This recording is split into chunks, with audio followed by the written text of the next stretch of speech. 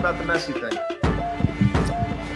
Anything else on the Messi front, Chris, before we move on? No, I'm done. I'm falling out. I told you, I never want to bring this guy's name up again. I don't know, man. This Messi thing is just a freaking mess. What a disaster. I don't want to hear this name ever again until it's official. But they got me back. No question about it. I am ready to get hurt again. Chris, the Herons are back. Welcome, everybody, to episode number 189 of the Battle Herons podcast. I am your host, Daniel Granada, and alongside me, as always, Mr. KBD. How are you doing, sir? I don't even know how I'm doing. Like, is Messi playing? Is He's Messi not playing? Is Busquets flying? Nobody's going to be there. So we're sending a plane full of custodians to play Vancouver. Essentially. No, and Robbie Robinson. Have Campana. You're going to have Robbie Robinson. There's no way he's going to be Taylor. There. No, man. Robbie Robinson's still in the chamber. Yeah, Robbie Robinson isn't playing. I just realized that we got the wrong date. Today's a mess. I forgot to send the invite to our guest. Today's just been a poop show. No, it's been a disaster. It's been a disaster. But the Rangers, right? I mean, I don't know if anybody has noticed. I'm sure they Mr. have. Krabs, yes, the Herons are back. Guys, we don't appreciate this. Mr. Krabs, Panthers took game 1. Yeah. Arya saying, we're cooked. It's a 7-game series. Yeah. So 7-game series. And then of course Florida man obviously saying loser gear. Yeah, Florida man was let me have it on the Discord. Oh, all right. So before we bring in our guest real quick, I wanted to get your thoughts on the news because we found out a little over an hour ago that Messi didn't make the flight. Luis Suarez didn't make the flight. Those two didn't surprise me too much. I thought Messi might not go. Luis Suarez, because of his knees, might not go. What surprised me was Sergio Busquets because he's Mr. Iron Man. He never misses any games. What did you think of the fact that these three are not playing and the Caps sold, like 50,000? And we're going to ask our guest about it, but he sold like 50,000+ tickets to this game. Like, what are you thinking? What are your thoughts? Well, I mean, I got to be honest. Like, if I was a Vancouver fan, I'd riot. I'd riot for sure. Like, you can't riot. I would has no fault in there. I mean, I guess, right? And they sent a really nice email. You sent it to me. They sent like a thing. I don't know if you wanted to bring it up now or later, but I kind of wanted to link it to the picture that I put up here. Did you put up the thing that you sent me or no? Okay. Nope. Well, I mean, I'll go ahead and I'll mention it that they basically reached out the organization to some of the fans that made a purchase, but then I ran into this, right? I tried to reach out to one of their bigger supporter groups, Vancouver Southsider. Shout out to them. On their page, it shows a ticket lottery sign up form. I mean, so it's like a chance to win a ticket to the the Willy Wonka golden ticket. Congratulations. You get to see Robbie you mean because if they won it, you mean? Yeah, I get you. Yeah, that sucks, man. That sucks. Well, it sucks. Look, as a fan, I'd be kind of upset because look, Messi is a one of a kind player, right? So like you want him to play on the field against your team, and it's going to be an entertaining game for sure if he does play. But I mean, obviously he's not. So Aria's asking, is Jordi going? My understanding is that Jordi did make the flight. At least you get Jordi Alba. I remember before they started playing, we said that he's going to start flying Spirit. Yeah, everybody else is flying first class. Nah, Jordi absolutely. That guy's in a horse carriage right now. Are you kidding me? Nah, Jordi Alba's that dude, man. And much respect to Jordi Alba. We've been saying outside of Messi, obviously. I think Jordi Alba's that fan favorite, man, because he just gives it all. He's choking people throughout the game. Like, I love Jordi Alba. You want to know why I feel bad for Vancouver? Because crappy ass Boston was able to see him play on their shitty turf. Yes, right. That's true. But then BS, Vancouver has like Jesus touched turf, okay, and Messi's not gonna play on it in Canada. Like, you fucking played in Boston, bro.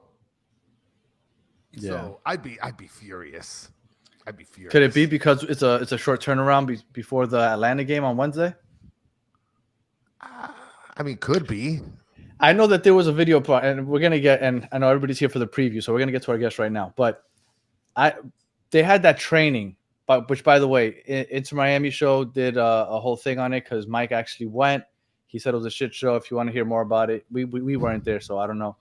But supposedly it's a shit show. But I know during the actual practice, those videos coming out of Messi like touching his hamstring, and I remember when I saw that, I was like, oh, he's setting it up. He's setting it up.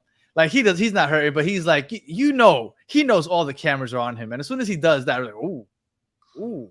So Don't play him. He might be injured. Don't play him. He knew what was going on. He was planting that seed. As soon as I saw that, I was like, oh, he might not play. So you think that he faked it? Yes. You think that was complete fake of the hamstring pull? Yes. And he didn't calculate it after a left-footed kick. He's like, ooh, I got a little something there. And I don't know, man. Playing in Canada, bro. Go miss a New England game. Go miss a game against Real Salt Lake. Like, get out of here. Well, at least he's playing here. I'm sure he'll play in against Atlanta here on Wednesday.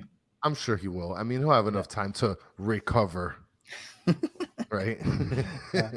All right. So, as usual, on Thursdays, we have our preview episode of an upcoming game. This weekend, we travel to the great White North of Vancouver. Daniel is a doctor now. No, I absolutely not. But I still think he was faking it. So, it is. Yeah. I'm entitled to my bad takes. I mean, I've heard some people say that I have horrible takes. So, it's okay.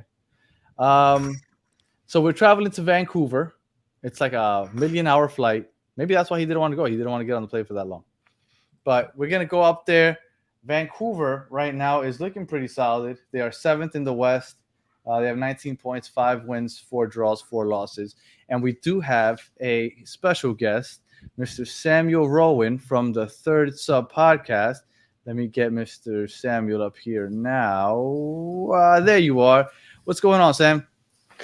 Hey guys, obviously big news dropping earlier today. So I think Twitter or X or whatever we're calling it now has been on fire up in Vancouver. People going a little bit crazy. It's this and Vancouver Canucks end of season media. Things have just been popping off here.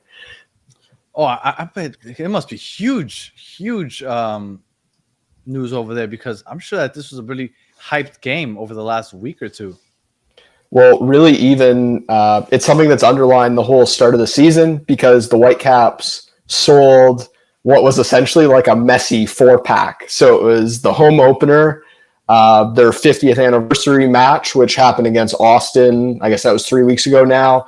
Then there's a match against LAFC later in the season, I think sometime in August. And then this Inter Miami was part of a 4-pack. So it was a way, some teams were just absolutely gouging where the Messi match was a completely different price. This was a way for supporters to get in and, they were trying to encourage, hey, if you want to come to this one match, buy 4, you'll get it at a better price, which was fantastic because it meant that we saw over 30K at BC Play on a couple occasions early in the season, which is fantastic. It's a big building, but it doesn't necessarily fill up like that all that often. But yeah, a lot of disappointed people. I think, hearing you guys at the start of the show, to me, I know how much Vancouver's a long freaking way away from a lot of places in the U.S., right? Like it is down to L.A., right? It's 2.5 hours. It's still a decent little flight. So, all the way from Miami, that's serious travel when you're talking about midweek matches. So this is something for me where the moment I saw it on the schedule, I was kind of like, I don't know, man. Like, especially like someone like Suarez, he's getting the injections. He's just figuring it out week by week, match by match. I felt like it was going to be a big ask. I guess I didn't know if I anticipated them just not making the flight at all. I was feeling maybe the 5 to 10 minute cameo, the 25 minutes off the bench. I think that's the big shock for a lot of people in Vancouver is these guys aren't even going to be in the country. That's I think what maybe hurts a little bit more than anything.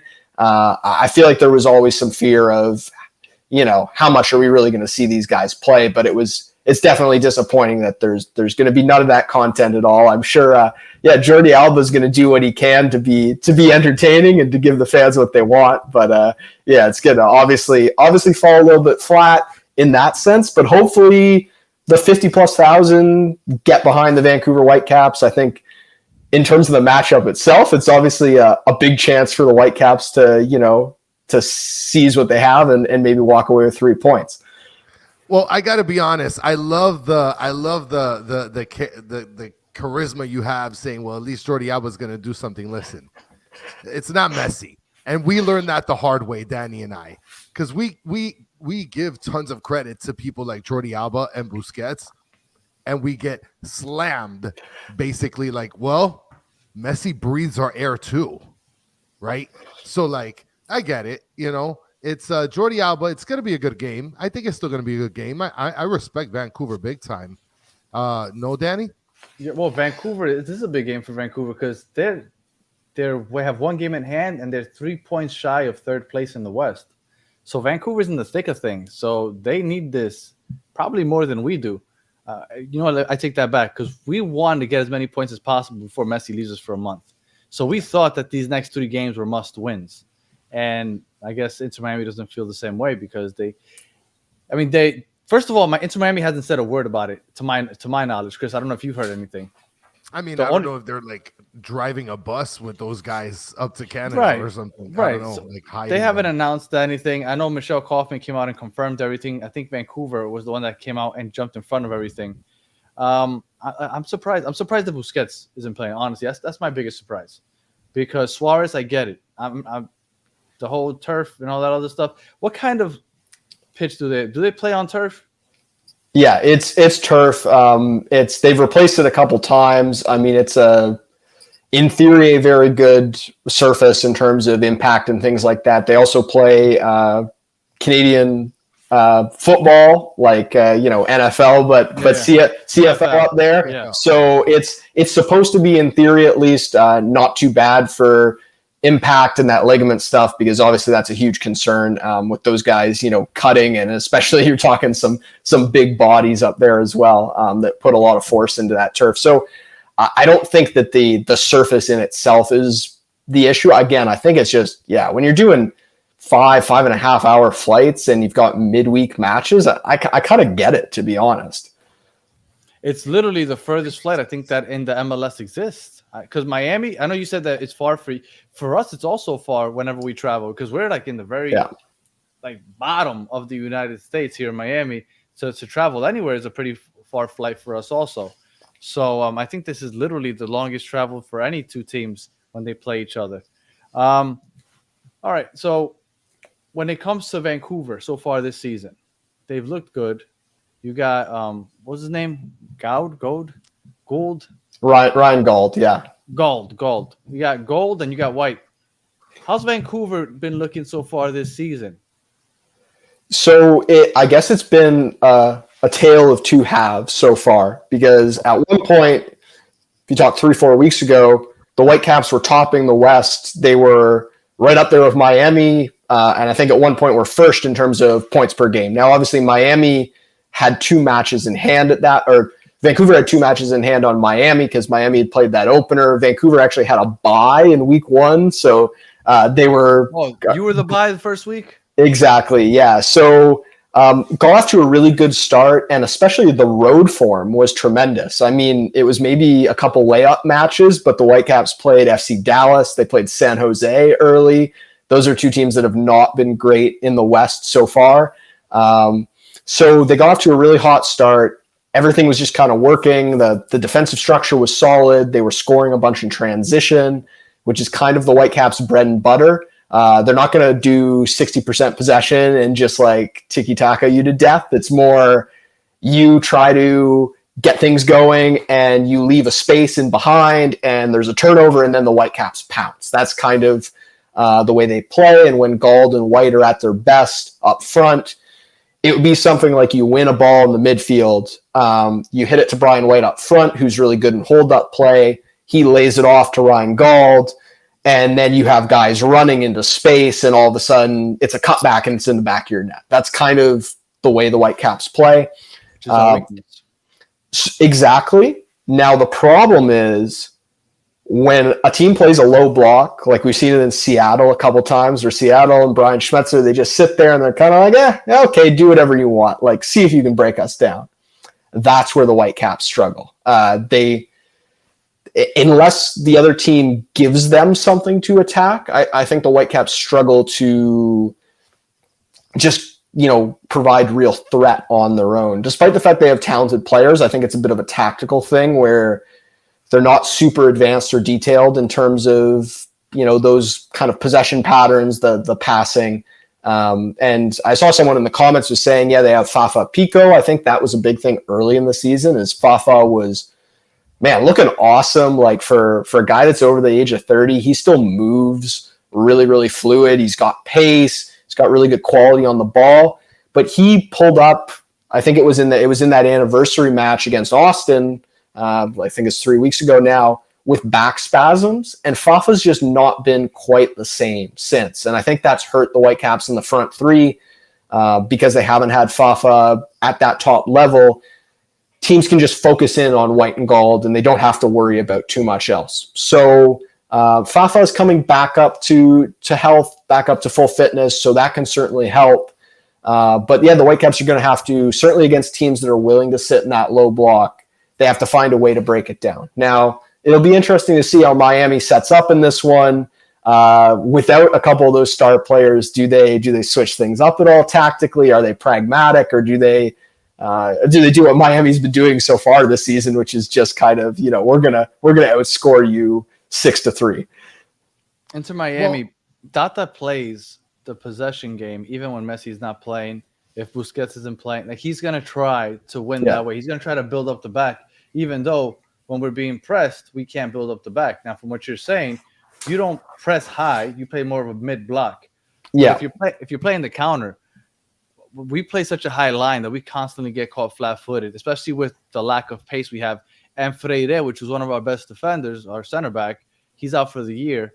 We have Christoph, which he looks like he's 98. Supposedly he's like 32, but he runs like he's 98. I don't believe it. We consistently get beat on the counter, and that's a big worry of ours, especially when you have two guys up top that can make you pay if given the slightest space. So that's rough. Well, I want to mention something though, because Danny, I mean, I don't know if you remember, but over the last couple episodes, I've been talking a little bit about Vancouver, like not to sleep on them, but like looking over their schedule, because in the beginning, you guys were destroying, but then you guys, unfortunately, like the rest of the league, got Red Bulled. And ever since you guys played the Red Bulls, it's been like a downward effect for you guys. Red Bull is such a pain in the ass, though, man. Yeah, they're a piece of crap team. They need to officially call themselves New Jersey for sure. But that's one of the things that I noticed, is that ever since you guys played the New York Red Bulls, it's been pretty bad in terms of like your offensive input, Well, yeah. So in MLS play, no goals from open play since that Red Bull match. Brian White scores, was actually a record marker. He became MLS regular season all-time goal scorer for the Vancouver Whitecaps in that match against his former team.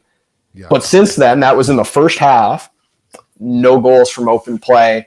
So it's a serious concern. And again, I think teams have really clued into, okay, if we just sit back, this team can't really break us down. They don't have the answers. So, and even something, as simple as Vancouver hasn't capitalized enough from offensive set pieces. That's sometimes an easy way to get a goal when things aren't going your way. And it's just, it's not really been there. So I think ultimately people in Vancouver would like to see some tactical tweaks, but they've had 2 training sessions since they played in the Canadian Championship midweek, our US Open Cup. And it was the second leg, and they lost 1-0 to a Canadian Premier League side. Now, they still advanced on away goals. I hate that rule. Uh-huh. But, they put out 2 19-year-olds. Like, it was a bit, there's always storylines there. But they couldn't even score a goal from open play or at all against a lower league team midweek. So, Vanni Sartini, the manager, called the performance in the Cup shameful. He said they need to, not just flip the page, but flip the whole book. He's trying to kind of send a message to the team. I think, like, to be honest, it wasn't that bad. They outplayed Cavalry, this Canadian Premier League team. It was an own goal, and some cup things kind of happened. But nonetheless, not being able to create has been a problem lately. So I think it's two things. There's tactical stuff that needs work, and White and Gauld, they're key players. Sometimes you just need your star players to create something out of nothing. And as much as those guys have been good, they haven't been great. And I think for the Whitecaps to reach top levels, to be that near the top of the West team they want to be, their star players can't just be good. They have to be fantastic. And so they need more from those guys. And certainly I think that's what the Whitecaps will be hoping for and expecting this weekend. Against Inter Miami. Just a quick shout out to Florida Man saying Canucks over Rangers. Just so you know, the last time the Rangers won the Stanley Cup in '94, they beat the Vancouver Canucks. So I just wanted to put that out there real quick in case Florida Man did not know that. Boom. Mic and drop. then who's going to play right wing now since there's no Messi? I am going to just put it out there. I would assume it's going to be Julian Gressel. Julian Gressel usually plays. Former Vancouver Whitecap, Julian Gressel. He was like for half a season, right? Yeah, I mean, at the beginning of last year, he was probably the Vancouver Whitecaps' most valuable player for the first half. Oh my God! Okay, so let's have. He was on one for sure. And actually, one of the problems I think with this Whitecaps team is that they brought in Richie Larea for a brief stint, kind of to replace him, but the Whitecaps haven't found that third creator, right, or that third serious attacking piece. Gressel was that guy, and they haven't replaced him. Okay. Wow. So, yes, they haven't replaced them. They've been wounded. I know it's too strong what I was going to say. We have not been a big fan of Julian Gressel since he's been Sure. He played in the midfield for you guys? So he played really as like honestly as an Right eight wing some back? of the time. No, like honestly as a box-to-box guy that would sort of drift in between lines, basically. Because Andres Cubas, who's the Whitecaps' second DP, Paraguayan, Argentinian, he's like your classic, destroy and progress six. So he would, in theory, kind of play a box-to-box role, and so would Gressel. But in reality, Gressel's that guy in between lines, kind of drifting around, and Cubas is the one with all the defensive responsibilities. So I think Vanni Sartini found a role that really suited him. This is the thing with Gressel, is that everywhere he's gone, it's been very dependent on like picking a role that suits him perfectly. He had those seasons in Atlanta where he was just balling out at wing back and, racking up assists. Right. And then he bounced around a bit and he couldn't quite find a role that worked for him. He came to Vancouver. It didn't work initially, and then they kind of tweaked some things. They found his spot and he started rolling. So I feel like I can't say I've watched, Inter Miami every single week to know exactly what's been going wrong with Gressel in Miami. But I feel like that's part of it, is that if you don't have a role that really suits his tendencies, then I don't know if there's he's not just a player that's going to look good in any system. He needs a role that really suits what he does best. So when I've seen him at his best was when he's played right wing. That's when I think I've seen him at his best. Yeah. Chris. Yeah. So what you're saying is he was your Gressy. I mean, in a way, yeah. Yeah. I mean, it's very exaggerated, right? No, the but skill set and all that stuff. But he was like your creating person. Well, and to in a way that complemented what Ryan Gauld can do, which is just kind of being like either that classic number 10 or even kind of your false 9 at times.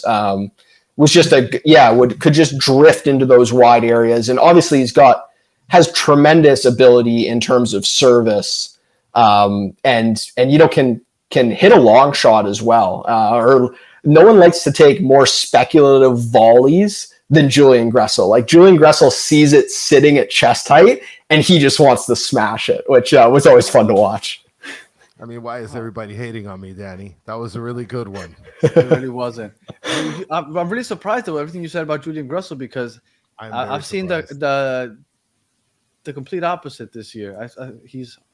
Well, you said that he takes them, but does he make them? Because for us, he doesn't make them. Yeah, well, he's one of those guys where it's like the Wayne Gretzky quote: "You miss 100% of the shots you don't take." Yeah. He definitely lives and dies by that. So yeah, he's going to have some that backspin into like the 40th row. That's definitely part of the experience. But he hit some tremendous goals for Vancouver and some beautiful crosses as well. I mean, certainly he's got a elite skill level in some of those facets of his game. But there are definitely those parts of his game you're going to love, and there's parts of his game that are going to frustrate you. I understand it. Mike V says that Gressel looks like a Lego character. I 100% agree with you. And welcome back, Mike V. I hadn't seen you in a couple weeks. Yeah, Nice Mike to have V, you what's back. up, buddy? All right. Well, just a quick before I go back to Vancouver.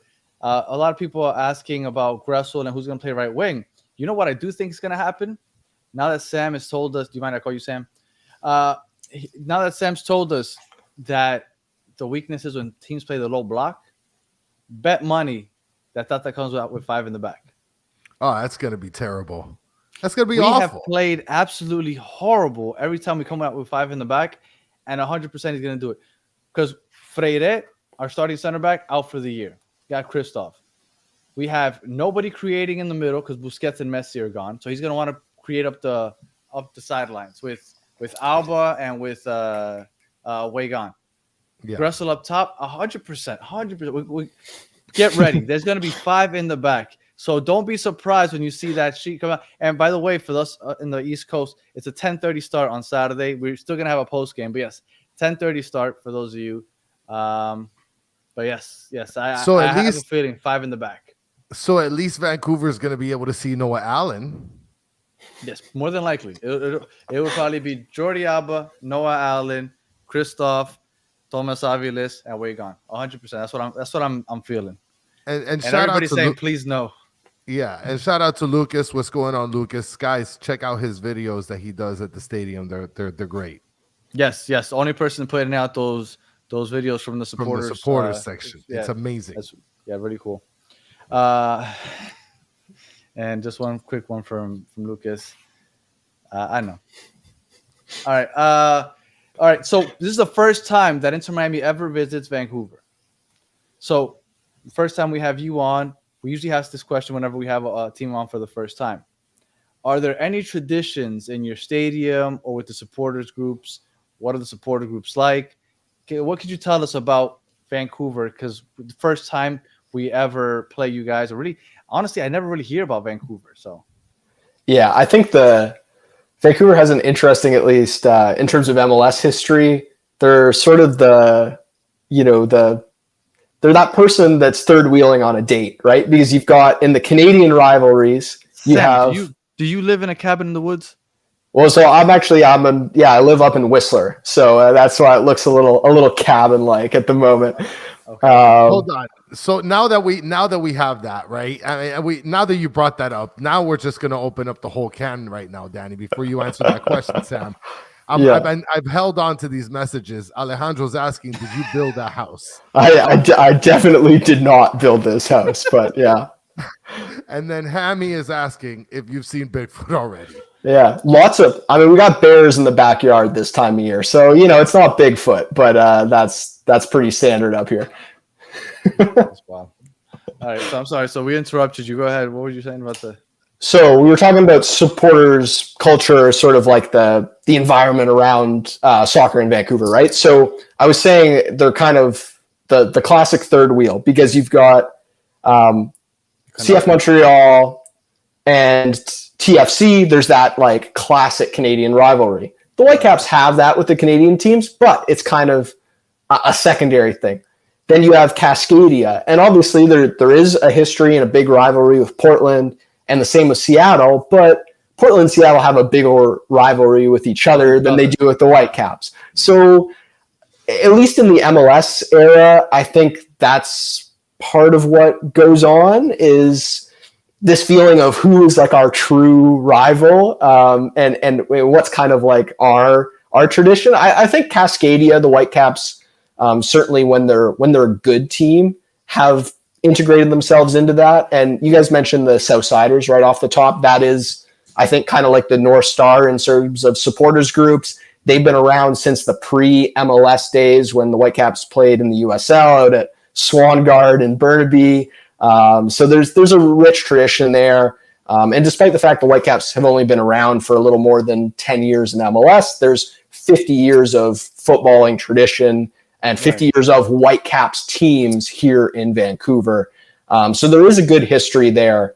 It's just a little more varied in terms of the leagues, the players, the various iterations of the team. So now I think there's a really good support kind of post-COVID. I think people have slowly started to pick it up again. I'll give a shout out to like Vancouver Albion as well, which is a group of like teenage supporters that they've kind of been blowing up the last couple of years. It's awesome. They travel now. They're down in Seattle doing chants and all kinds of stuff. So yeah, I think it's on the come up here in Vancouver. The Canadian men's national team actually being respectable and making a World Cup, absolutely massive. Like I think it's provided some legitimacy.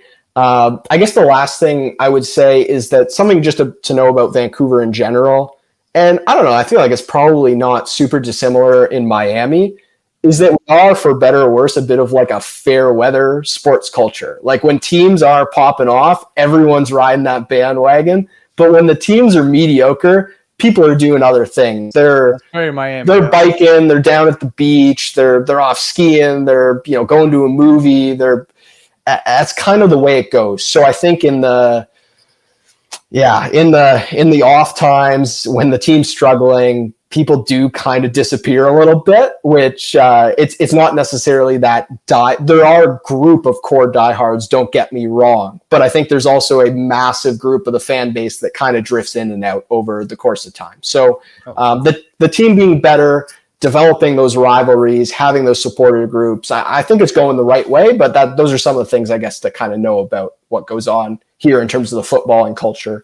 As well, having Canadian Premier League's only in its 6th season, so that kind of provides a second avenue for people to check out the game, and there's a lot being done at the semi-pro level too, where it's kind of slowly developing, and I think that increases people's interest or sort of passion for the game, and gets people into it you can go to a semi-pro game for $5-10 and have a great time, see some great football, and maybe that whets your appetite for a little bit more. Nice. The Vancouver Grizzlies were there for a while, and they moved out also. There just wasn't a lot of support for the basketball team. I think I actually know someone who was part of that process of moving the team away. I think really at the time, Vancouver was pre-Olympics, not seen as like a legitimate place to do like big corporate business. So back then they couldn't sell the boxes. They couldn't do the kind of boring big business stuff that was necessary to make a team profitable.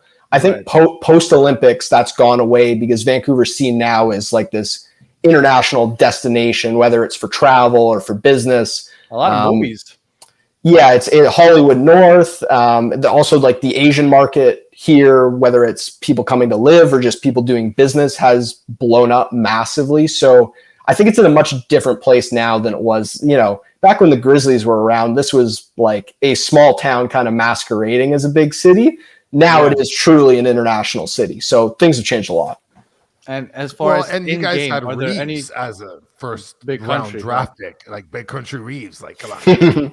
Yeah, that didn't go so well. Are there any like actual like game day traditions? Like for example, Nashville does the guitar riff and things like that before the game. Like, do you guys have any in-game traditions? So I think there's like a supporters walk to the stadium through downtown, which is always big. And then the Southsiders and the supporters groups always sing "Take Me Home, Boundary Road," which it's the John Denver song basically, but Boundary Road is the road that divides the city line between Vancouver and Burnaby, the nearest suburb, and so that's a tradition. And something that's newer but has been quite fun as well is I don't know exactly how this happened. I think it's under Vanni Sartini. That season there was a lot of turmoil, and when they won after the game, they started singing "Stand By Me" with the crowd and to the supporters after wins. So they'd go down to the supporter section, and people would hold up flashlights, and they'd kind of sing "Stand By Me" together with the supporters. So that's something it's a new tradition, but I think that's very cool, though. Yeah, a lot of guys in the group have really embraced it, and it's a nice little moment to kind of connect with the supporters after the match. And, you know, we don't always see that in North American football culture. You know, a lot of times, I mean, you go to like hockey games, NBA games, and there's 2 minutes left and they're hitting the exits. And it's nice to see that there's a reason for everyone to stay around after and kind of, you know, enjoy those victories when they do happen. 100%. I think it's really cool if they go over to the supporter section, everybody starts singing it at the same time. I think that's really cool. It's a cool way to give a nod to the people that came out to support them on a win. I saw Hammy said whack. I think that's awesome. I liked it. Chris? Well, Hammy's just been hating. Well, I think Hammy's our number one hater in this chat always. Yeah, Hammy. We love Hammy, but he's such a hater. Look, he says Sam equals Walmart Chris Evans. You got a couple other ones that were actually pretty good. I'll take any version of Chris Evans. That's I'll take that to the bank for sure.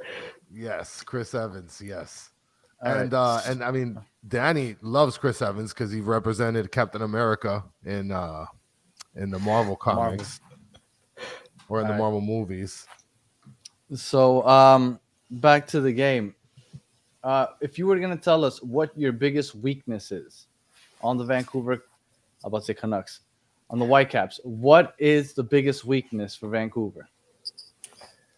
I mean, I think so far this season it has been breaking down that low block, just not having that ability to, you know, can't kind of produce goals on command. Again, it's like the team has to find a weakness in their opponent and kind of look to strike and counter that. Something as well that I guess is maybe less talked about, but the Japanese keeper, Yohei Takaoka, in goal is a tremendous shot stopper. Like, I don't know, I've rarely seen someone better for breakaways and 1v1s, but when it comes to those like aerial moments, crosses whipped in tight in the box, or just free kicks when it's a melee in front, when it's a second phase kind of deflection and, you know, it's a mad scramble, he is not good at coming and claiming it in the air.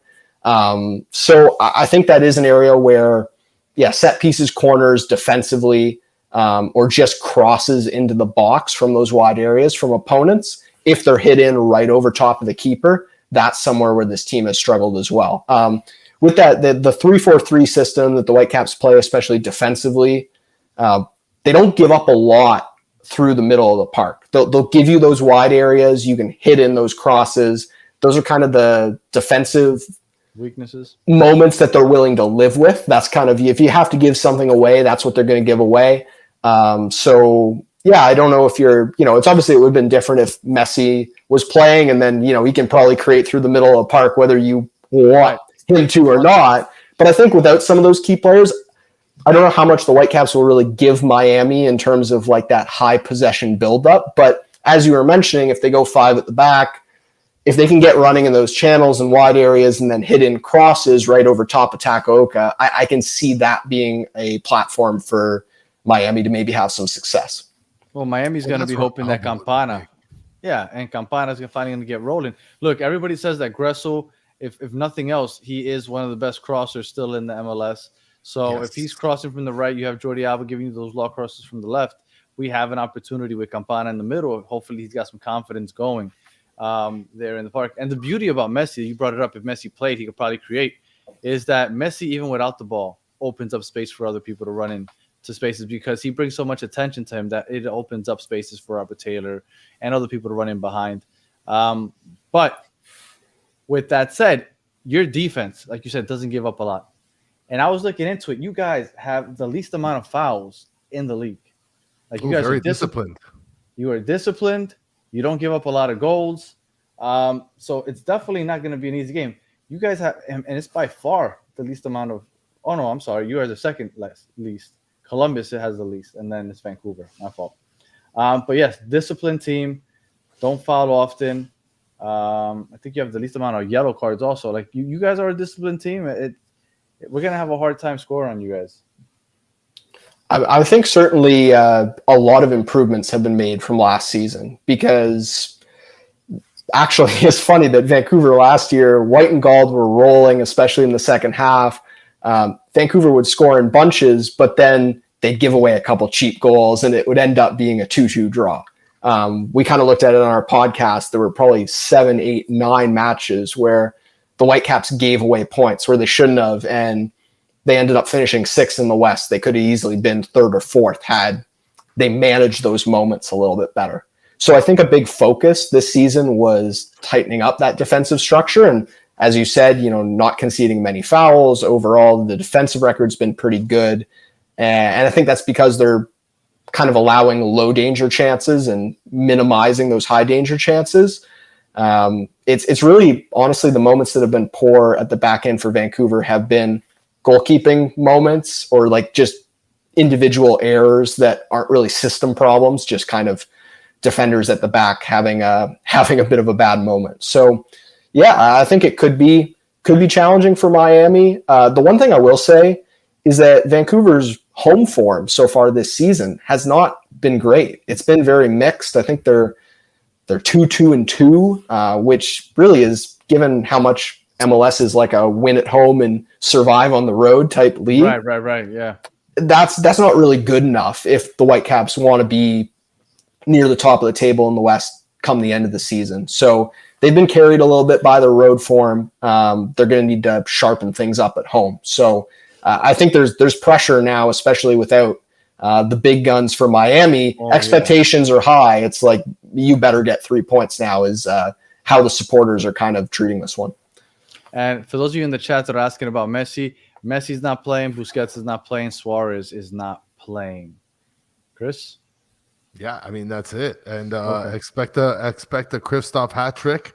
Sure. Somebody else said backup goalkeeper Dos Santos might come in with a hat trick. No. I mean, with both of our defenses sucking, I believe that we're gonna see goals. And then I see Gamer Class is asking, do we know if Frey or Redondo travel with the team? Now, I know Frey was at the open training on Tuesday, and so was Redondo.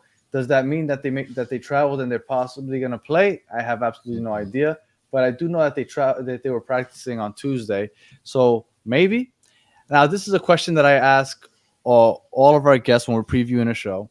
So I want you to tell me. I want you to put on your manager hat, your coaching hat. If you had money on the game, you bet your house on it, and you put money on Miami to win, and then you went over to Tata and you go, hey, I got money on this game. I'm going to tell you how you win because I need this money. What are you telling Tata? Like, what do you tell Tata? This is what you do to win so I can get me that money.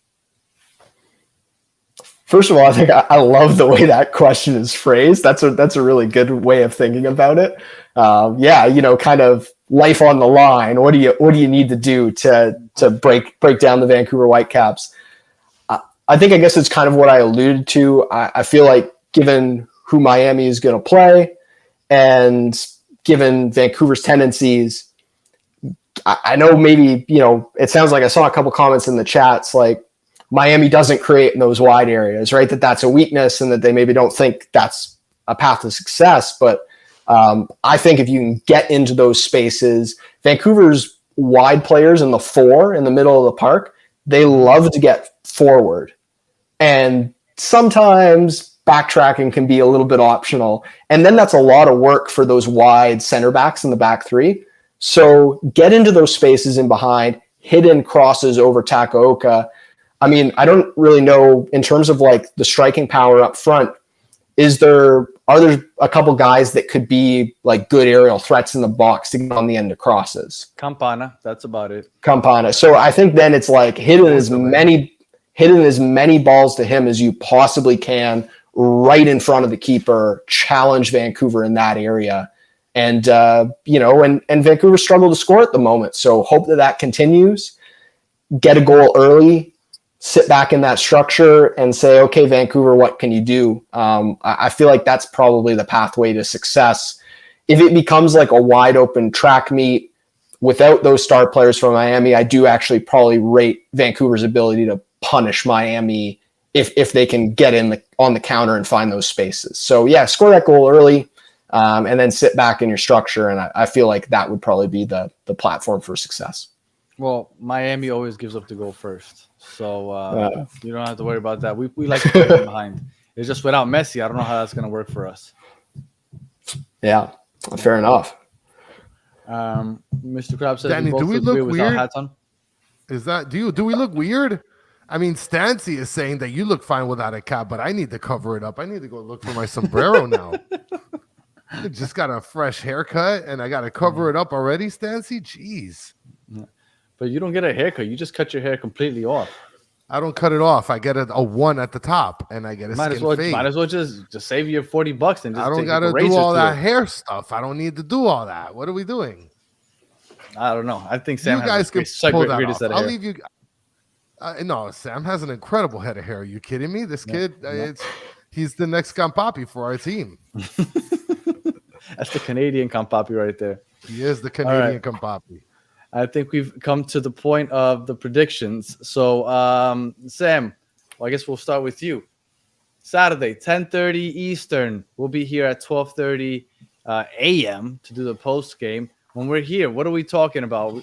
Give me a prediction for the scores. Okay, so I'll give you. I said 2-2 in our preview we did in the podcast a couple days ago, but that was before we knew all this information. Right. I might have been. I think I was being a bit optimistic then. Just the Whitecaps needed some momentum, and I thought, as we talked about, I like the matchup in terms of. It seems like what Miami struggles with is what Vancouver likes to expose. So yeah, I'm going to say that. I mean, it seems like from what we're talking about that Miami might struggle with some of Vancouver's defensive strengths, especially without those key players. So I think I'll change it to 2-1 Whitecaps. I still feel like this match is close. Vancouver doesn't really blow teams out this season. That's not been happening. So, I see 3-0 in the chat. I don't know. I struggle to see that, to be honest.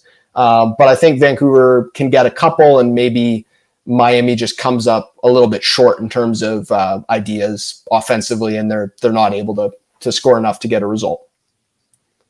Chris, would you like to go next?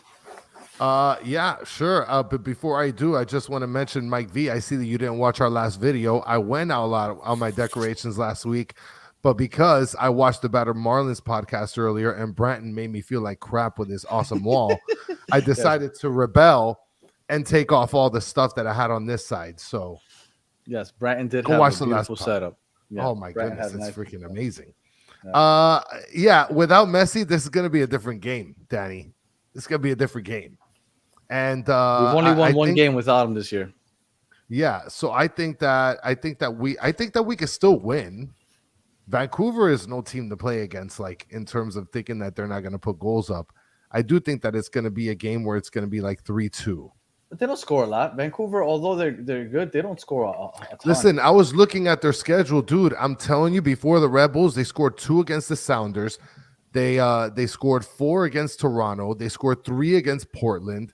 They scored 3 against FC Dallas. They scored 2 against San Jose. Like, I mean, come on. So it's the recent form that's kind of dropped off the statistics. Yes.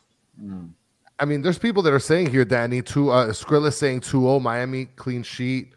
Jason Luna saying a boring 1-1. Alejandro is saying 2-2.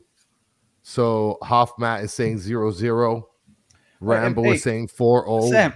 Sam, what's going on here? I'm looking right now, and it looks like over the last, let's see, 1, 2, 3, 4, 5, 6. Over the last 6 MLS games for Vancouver, they've managed to get a red card out of the opposing team 3 times. Yeah. Well, do you have spicy players that just piss people off? Seattle's discipline is terrible. I think that's a big part of it, and they're leading the league in red cards. 3 of those red cards came from Seattle. So I don't know if there's a ton to read into that there, other than just kind of like weird game states, and I guess Vancouver. they do have, again, because they like to hit in those transition moments, is like, hey, sometimes you catch a defender out and they're left with no choice. But I don't know if there's a ton to read into that. Chris, before you give your prediction. No, I already did. What was it? I already gave my prediction. It's going to be like 4-2 or 3-2. I didn't hear you say that. That's what you said? Yeah, man. Yes, I did. Yes. Where was I that? did. I wasn't paying attention. I don't know. You were looking up stats and stuff. You're a nerd. Yeah. Well, I was looking up the red cards. I was kind of surprised. Whatever. All right. So 3-2, 4-2. All right. Do you think they play a 5 in the back? I think, unfortunately, because we're going to have a lack of offensive generated plays, I think that they're going to play 5 in the back. All right. Noah Allen starting. So we know who the 5 are in the back then, right? We got Alba, Allen, Kristoff, Aviles, and Wagon in the back. In the midfield, we're gonna have Kremaki, Ruiz, and Gressel. Finally, Ruiz is gonna start, and Gressel, and then they're probably gonna have up top Campana and Matias on the right. Matias is gonna have to be on the right side. Either that or they put Taylor on the right, and then they put Matias, because Taylor, they could put him anywhere. Well, remember, if they're playing with 5 in the back, they're not playing with 3 on top. It'll be 5-3-2. That's right. Yeah. It'd be 5-3-2. You're right. So it'll be Gressel, Kremaki, and Ruiz in the midfield. So you think Taylor's going to get the bench? Yeah, Rojas took his spot. I don't like that. Yeah, I don't like that, Danny. Or no, you can't put Gressel up top. Yeah, it has to be Rojas and or you could put Robert Taylor and Campana up top, and then you could have Kremaki come off the bench and have Matias Rojas, which I think does a great job in the midfield with Ruiz and Gressel. Yeah, so, I don't know. Everybody is dying and doesn't want 5 in the back, Danny. You say it one more time, and I don't want 5 in the back. But Sam said that's the weakness. He said that's one of the ways you beat them. They can't break down a low block. Now, we're not going to play a low block, but Tata likes to play very heavily defensively when he's playing against strong offensive teams, and especially when we're undermanned. So we'll see. So I am going to go ahead and look, just real quick, look. Jason L says that he got a signed calendar shirt at the Merch Madness. I heard that madness was the perfect word for it, because I heard it was an absolute disaster. That's Catch It in Miami podcast with the Inter Miami show. Inter Miami show. My bad. But shout out to Inter Miami podcast also. So I think it's going to be a 2-2 draw.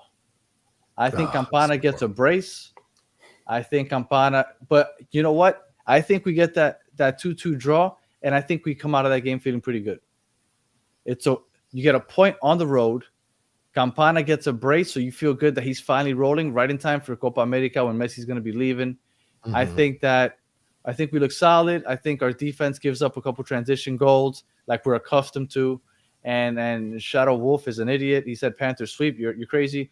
And I think on Saturday, I think we come out pretty happy with a 2-2 draw.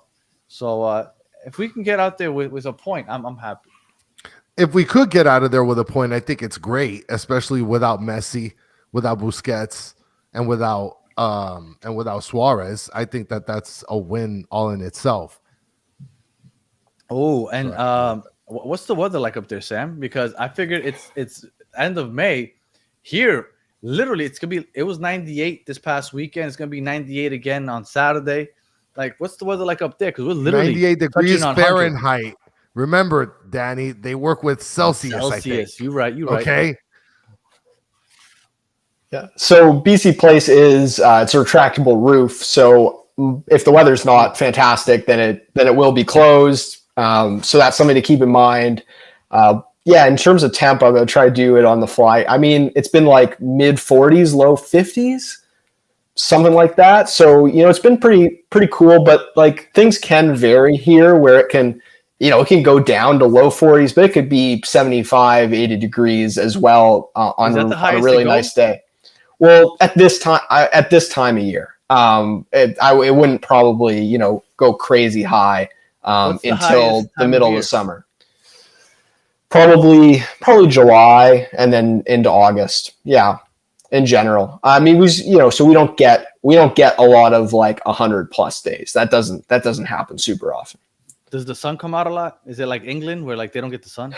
So that is definitely like a fall winter problem, and I would say definitely like October, November, December. Sometimes it can be rough. It's like you don't feel like you've seen the sun for a couple months, but right, everybody's out there looking like the guys from Twilight.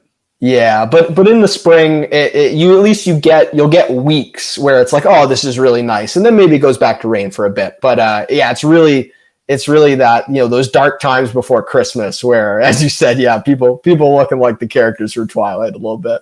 Yeah. Well, didn't I they wouldn't film mind Twilight moving in to Vancouver? Vancouver. It looks beautiful, Danny. I think they filmed Twilight in Vancouver. Yeah, I think some of that and some of the Olympic Peninsula down in Washington as well, or at least that's like where it was based in theory. Yeah. All right, Chris, I throw it over to you. I know what you want to do. Listen, you know what I'm about. You know what I want to do, which I want to get to some of the comments. But let's make sure, Sam, you have time to give us another 5 minutes or? Absolutely, yeah. Okay, good, because we were going to take it from you anyway. So here we have. We have a couple. We need strong opinions here, Samuel. We need you to make some decisions here.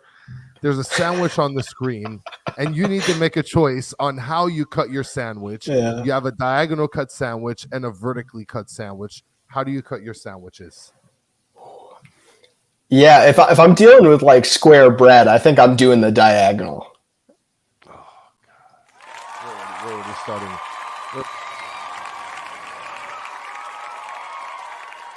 You're agreeing with that. We're already starting off. Now, I have a feeling you're a pretty good guy. So I have a feeling I know where you're going to go with this one. So, Danny, I hate you. Look, Stancy said he has to be a puller. Yeah. No, but I don't think so. So, look. I think he's a pusher. Yeah, I think so. So this is me at my local grocery store pulling the shopping cart because that's how I shop for groceries.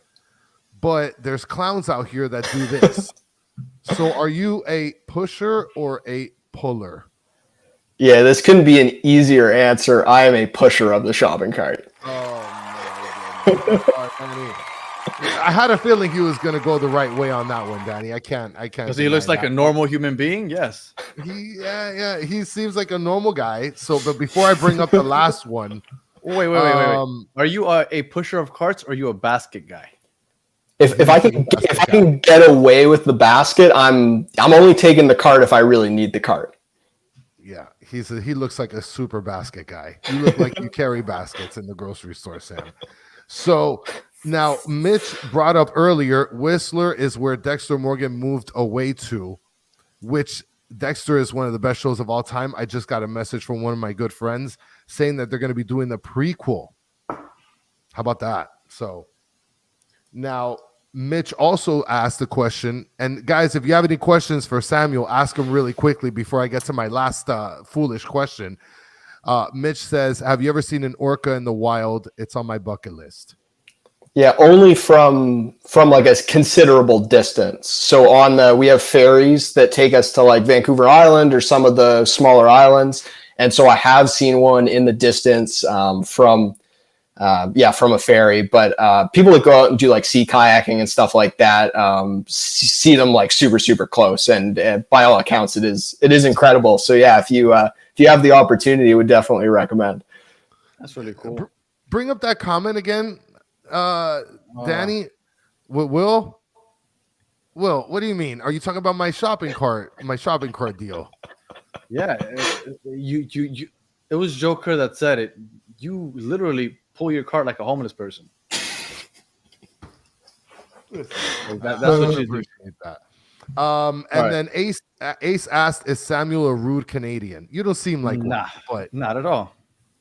Yeah, I don't know. That's a good question. I'm not really sure, to be honest, but hopefully not, I guess. No, he is not. All right, Sam, we got one last question for you. All right. I'm assuming you're going to know more or less. Me and Chris were having this debate a couple of weeks ago. We kind of want to know what side of the fence you lay on. So here you go. Late 90s, there was a takeover, and you had to be one or the other. I chose my side. Chris has chosen his side. Sam, where do you lie? Is it NSYNC or Backstreet Boys? Oh, this one is, I guess, just based on, I had a Backstreet Boys album really, really early in my life. And so I'm a Backstreet Boys guy for better or worse. There you go. God, man, this is a Yeah. 0 for 3 for me, Danny. That's it.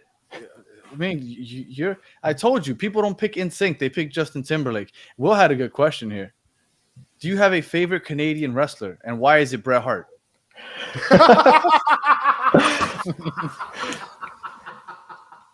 Yeah, I don't really know. I got to be honest. Maybe this is gonna out me on the pod, but I'm not like super big into wrestling, so I wouldn't be the right person to ask about that. Okay, all right, no, that's cool. Oh, but you do know who Bret Hart is. Yes, at least know of him. Yeah. Yeah. Okay. All right. Well, we really appreciate you taking the time to have some fun with us and letting us know about Vancouver. Please let the people know where they can find you if they want to hear more about Vancouver and the Whitecaps. Sure. Yeah. If you're looking for anything like West Coast Canadian soccer related, thethirdSub.ca, the Third Sub podcast. We're pretty easy to find on Google, on social, on whatever podcast platform you have. So if you want to know any more about the soccer scene here on the West Coast, check us out. And thanks guys for having me on. Tons of fun. Yeah, man. Thanks for coming on. Taking the Sam. time That to was a join blast. us. Yeah, man. Shout out to all the comments as well. It's entertaining to see what's going on here. Oh yeah, and Chris gets lost in them sometimes. I talk to him, and he's not even listening to me. Yeah, but yeah, and they're very playful. They love having fun with the guests and everything. So it's great to see that you were, receptive of it and playful. They love our guests. And by the way, I'll bring up a comment. Nars said that we're the best, and then Jason said that it's such a pleasant guest. So shout out to you for coming on board with us today.